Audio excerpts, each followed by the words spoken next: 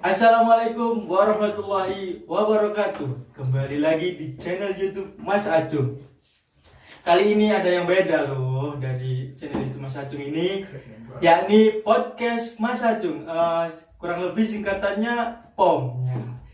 POM itu artinya podcast Mas Acung, ya kan? Kali ini di podcast Mas Acung ini kedatangan Al Ustadz Khairul Anami. Mungkin diperkenalkan dulu. Oke, bismillahirrahmanirrahim. Assalamualaikum warahmatullahi wabarakatuh. Perkenalkan, nama saya Khairul Anami. Saya berasal dari Medan, Sumatera Utara.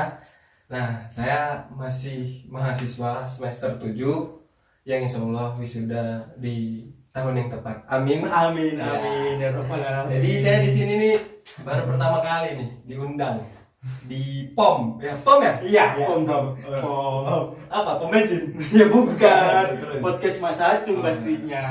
Nah, podcast Mas Asung. Bagi viewers-viewers yang menonton, jangan lupa like, subscribe, and comment. Jangan lupa ditekan tombol loncengnya. Mantap. Nah. Kita sudah lama ketemu. Gimana kabarnya saudara? Alhamdulillah baik. Ya, Sehat walafiat. Ya, lancar lah. Kalau saudara sendiri gimana kabarnya? Ya, segini-gini aja kan. Kita berkutik di YouTube aja lah. Oh. Pendapatannya juga dari situ lah. Aktif di YouTube berarti. Aktif banget. Aktif ya bun ya. Aktif ya bun ya. Iya. Itu yang viral gak sih sekarang? Aktif Iya ya bun. Itu kalau nggak salah iklan SGM kan. Iya. Tapi bukan di endorse ya kita. Sama ini kok ada teh pucuk. Oh iya, silakan diminum. Diminum dulu. Ini Kirain cuma pajangan. enggak, ini kan bukan endorse. Ya, begitulah saudara. Karena pandemi kan banyak yang di PHK, akhirnya banyak orang-orang seniman yang kehidupannya di digital terus kan ya kan. Anda seniman? Ya, Iya. termasuk. Termasuk ya. Karya. Bangsa itu harus diapresiasi ya kan. Bisa. Ya, ngomong-ngomong di Timur Tengah itu kan ada seorang ini pemikiran baru dari sana itu.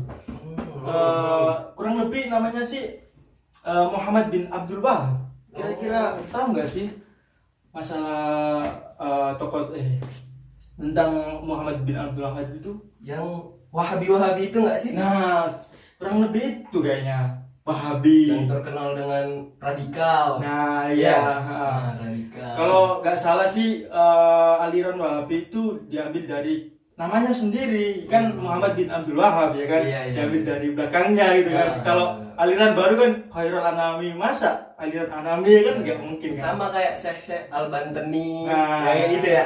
Kayak Iya. itu Muhammad bin Abdul Wahab. Dari saudara, apa sih yang Anda ketahui tentang Muhammad bin Abdul Wahab ini? Kemarin juga saya udah pernah sih baca-baca sedikit artikel, Iya. mendengar tentang biografi. Iya. Itu sih Muhammad bin Abdul Wahab itu seorang pemikir keras. Memiliki keras ya. Iya, pemikir keras, sangat Iya. keras banget. Soalnya umur 10 tahun dia sudah menghafal Al-Qur'an, ya nggak sih? Iya. 10 tahun itu menghafal Al-Qur'an. Anda ngapain 10 tahun? Masih sekolah SD ya kan pastinya. Ini Muhammad bin Abdul Wahab nih keren banget. Iya. 10 tahun hafal Quran. Ya mungkin karena garis keturunan kan. Nah, jadi kakeknya itu kan seorang qadhi. Nah, qadhi itu kan artinya pengadil. Hakim. Oh iya, itu maksud Hakim. saya hakim, ya kan? Dari hakimnya. Terus kemudian ya wis karena garis keturunannya itu kan bagus. Akhirnya dia berusaha untuk menjaga reputasi keluarga ya kan. Akhirnya dia menghafal Al-Qur'an itu. Tuh, saudara. Faktor genetika emang tidak bisa dibohongi. Iya, faktor genetika tidak bisa bohong ya emang ya kan. Iya. Eh, Saya pernah baca tuh kan. iya. Kalau nggak salah Muhammad bin Abdul Wahab ini juga seorang aktivis dalam hal politik gitu. Iya. Iya sih, Muhammad bin Abdul Wahab ini kan aktif dalam dunia politik sih. Aktif ya Bun ya. Aktif banget. Aktif banget ya. Dia itu pernah juga mendampingi seorang perdana menteri di Saudi Arabia. Terus akhirnya dia sebagai pembicara untuk kerajaan Inggris kalau nggak salah di situ. Di aktif sejak muda itu. Cuman pemikirannya keras banget nggak sih? Keras banget, saudara. Itu makanya menuai pro dan Pro kontra. dan kontra. Sempet itu saya dari bacaan-bacaan Iya. juga dari pendengaran saya Iya. gitu brother kan. Jadi dia tuh dulu tuh di Uyainah kalau nggak salah Iya, itu ya. kan kota kelahirannya. Iya, di Najd gitu kan. Dia sudah pengen membangun itu dakwah dia yang dikenal radikal. Iya. Padahal kan dakwah dia itu kayak yang menumbuhkan Islam yang murni. Iya. Sebenarnya kan bagus kan? Iya, karena dia berfokusnya itu kepada tauhid. Iya. Tidak boleh syirik. Iya. Karena emang bala bantuan itu emang datangnya memang dari Allah Subhanahu wa taala. Iya. Bahkan dia juga pernah gini saudara kan. Gimana ada dia? itu orang-orang daerah Najd sana tuh kan pada tahun itu lagi marak-maraknya bisa dibilang sih kesyirikan. Iya. Kesyirikan terus mereka itu kayak yang menjadikan kuburan Zaid bin Khattab. Zaid bin Khattab itu saudaranya ada turunan dari Umar bin Khattab. Iya. Nah, jadi kan Zaid bin Khattab ini ulama kan. Kemudian warga Najd atau warga sekitar situ terlalu mengagungkan makam tersebut. Jadi mereka itu kayak syirik, bisa dibilang syirik. Iya. Padahal kan ada hadis Rasul tuh kalau misalnya makam tuh jangan tinggi-tinggi, jangan ditinggikan, Iya. kalau bisa rata. Karena kan Islam terkenal dengan adilnya. Nah, jadi di situ dia. Jadi dia tuh udah capek gitu saudara, capek mengasih tahu, memberi nasihat kepada mereka yang terlalu mengagungkan makam tersebut, bahwasanya Allah khair min Zaid bin Khattab. Allah itu lebih baik daripada Zaid bin Khattab katanya. Sampai capek, tapi tidak digubris gitu saudara. Tapi kemudian kan Muhammad bin Abdul Wahab kan muncul di tengah-tengah itu untuk membenarkan itu. Nah, pinternya dia saudara. Itu kan. Dia itu memiliki cara tersendiri. Tahu nggak caranya? Gimana saudara? Dia itu mendekati pimpinannya. Baru ketika kayak kita lah saudara. Iya. Ketika kita mau membuat suatu undang-undang ataupun peraturan kita harus ada orang dalam nggak sih? Iya pasti. Nah, itu pinternya Muhammad bin Abdul Wahab. Dia mencari orang dalam agar pemikiran dia ini bisa diterima oleh masyarakat. Iya. Nah, Gitu saudara. iya. Jadi dia tuh mendekati pimpinannya. Terus kemudian pimpinannya mengingatkan kepada bawahannya. Nah, gitu ya. seperti itu, Gitu saudara. ya permainannya. Muhammad bin Abdul Wahab. Licik gak sih? Licik banget sih kalau Tapi kan untuk menegakkan kalimat la ilaha illallah. La ilaha illallah. Jadi gini saudara kan. Ya. Nah tadi Wahabi kita bahas sebelum tadi kan ada kita bahas Wahabi. Iya tentang Nah, Wahabi gimana itu itu? kan terkenal dengan radikal dan keras. Iya nggak sih? Iya bang. Nah, di situ banyak menuai pro dan kontra. Saudara.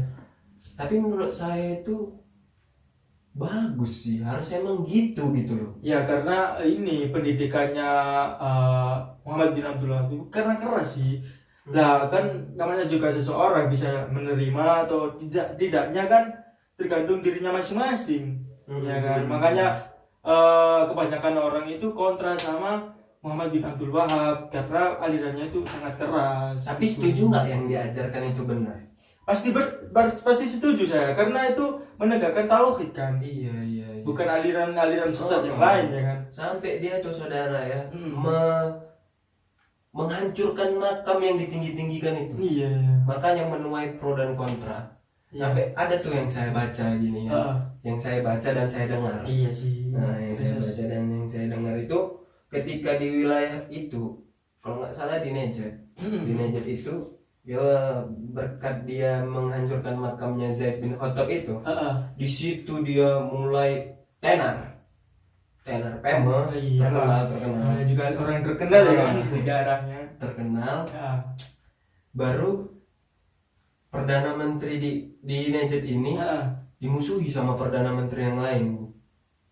Karena Ya karena ini saudara, karena dakwahnya Muhammad bin Abdul Wahab tadi banyak menuai pro dan kontra. Berarti semua pemimpin di daerah situ itu menyuruh pemimpinnya si Muhammad bin Abdul Wahab, gitu ya. Untuk membunuh Muhammad bin Abdul Wahab tadi. Oh gitu ya. Tapi karena tadi yang udah kita singgung bahwasanya Muhammad bin Abdul Wahab itu pinter. Iya. Nah jadi si pimpinannya ini pro lah sama Muhammad bin Abdul Wahab. Jadi nggak jadi dibunuh, disuruh pergi gitu aja. Nah tapi Muhammad bin Abdul Wahab itu tetap kekeh. Dia sampai bilang sama pemimpinnya itu bahwasanya, kamu kalau berada di jalan Allah yakin sama saya kalau kamu itu bakalan jaya. Tapi gak enak lah pimpinannya tadi sama kepala suku yang lain kan. Tetap disuruh pergi. Itu kemana kira-kira saudara perginya? Kalau nggak salah saya itu banyak dia itu untuk mengembara untuk mencari ilmu ya. Iya. Soalnya ya zaman dulu tuh orang tuh suka mengembara, bahkan jalan kaki saudara. Iya, kita mah apa? Motoran kan udah ya kan. Motoran pun males gitu. Males ya kan. Aktif ya bun ya. Dia aktif jalan kaki terus bos. Iya. Sampai betisnya itu rasanya pakai apa otot-ototnya. Ya itulah sekilas singkat dari Muhammad bin Abdul Wahab ya. Karena kemarin itu kan aku mikir-mikir kan sejak sekitar awal abad 19 lah. Indonesia kan menuai pro dan kontra tentang aliran Wahabisme itu kan. Makanya aku kan, loh ini kok Wahabi gini, gimana sih Wahabi? Makanya aku ngundang Anda ini kan untuk menjelaskan sedikit gimana sih Muhammad bin Abdul Wahab serta alirannya. Saya masih ada yang menjanggal sih brother. Apa sih saudara? Kalaulah misalnya seorang yang memiliki karakteristik seperti Muhammad bin Abdul Wahab itu ada di Indonesia, itu bagaimana? Menurut saudara saja, menurut pandangan saudara. Kalau menurut saya, kalau misalkan Muhammad bin Abdul Wahab ini ada di Indonesia, ya pasti ya kurang lebih gitu ceritanya, menuai pro dan kontra karena alirannya itu kan keras banget kan. Itu ya mungkin kan Muhammad bin Abdul Wahab nanti ke pemimpin pemerintah Indonesia pastinya itu untuk menenangkan rakyatnya. Tapi ya sama saja, rakyat juga pro dalam artinya rakyatnya juga kontra sih sama aliran. Soalnya kan ya kembali lagi keras itu saudara. Jadi kesimpulannya tentang Wahabi ini kan ajarannya kan tidak salah saudara ya. Mungkin karena sebagian orang yang belum bisa menerima ajarannya. Karena niat Muhammad bin Abdul Wahab ini kan baik kan untuk menegakkan tauhid. Itu dia sangat fokus dengan tauhid. Jadi untuk kalian ya kan apabila menjalankan sesuatu itu karena niat, bukan karena ikut-ikutan ya kan. Mana yang Anda niatin untuk ikutan aliran ini, itulah diikuti ya kan. Tuh saudara.